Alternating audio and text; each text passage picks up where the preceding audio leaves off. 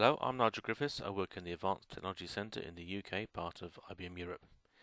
In this movie, we're going to look at partition availability priority.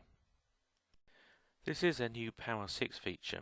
The Power 6 processor already has a lot of inbuilt capability to protect itself from faults, to retry instructions, and to move a failed processor environment state to another processor to rerun the instruction. So in the unlikely event of a CPU failure, this allows you as the systems administrator to decide which logical partitions are really important, you want them to carry on running, and which logical partitions can be sacrificed and in which order. Okay, so how do we set it actually up? Now, if this wasn't so extremely well hidden in our HMC, we probably wouldn't need a movie at all. So I have a HMC 7 here. We have two servers. There's DI and NAG machines.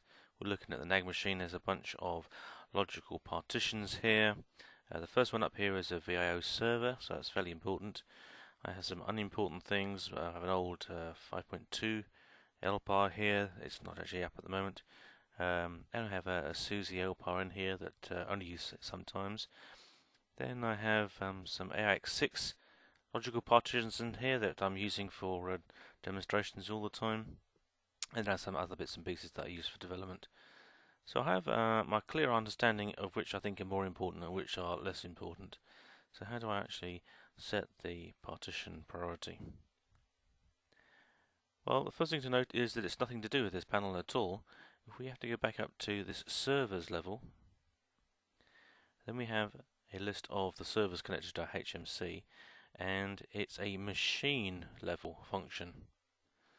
So I click on the machine here to select it. We can see down here under configuration we have partition availability priority. Or I can go in here and configuration and partition availability priority.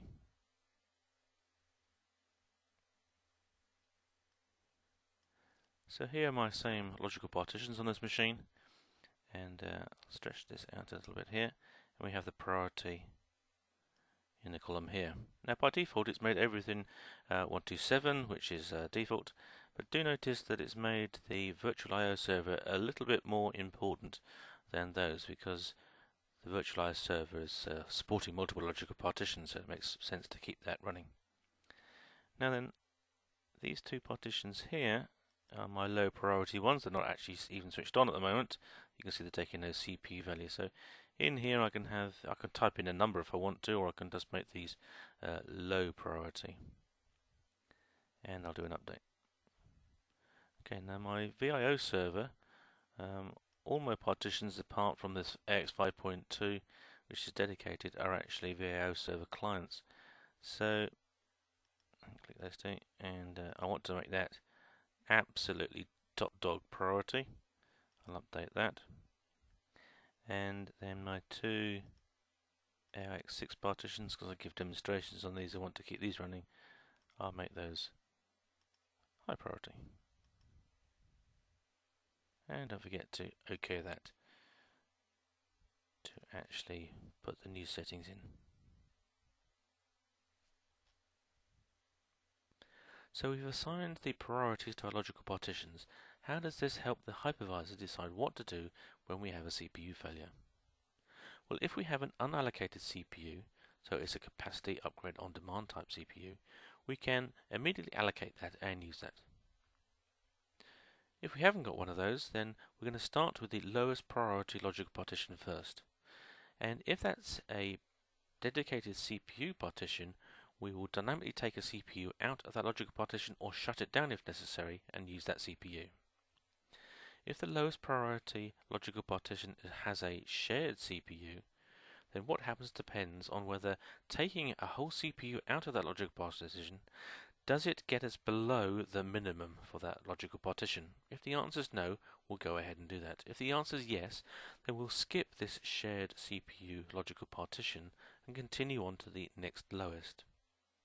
We carry on going through our priority list, but if we still fail to find a CPU that we can reallocate, what we'll do is we'll shut down enough shared CPU logical partitions to release a whole CPU, and then we're okay.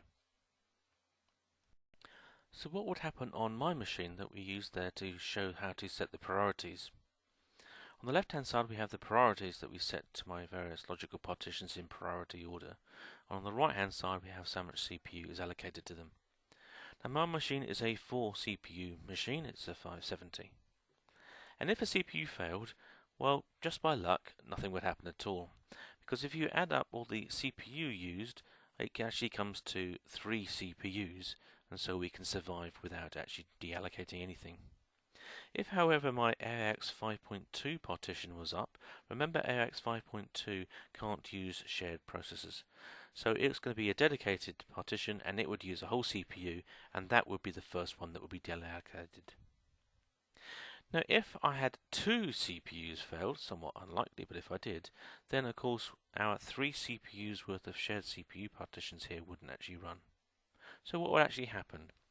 We'd actually go up this list of logical partitions, and we'll find that they're all shared CPU partitions, and taking a CPU out would actually take them all below the minimum.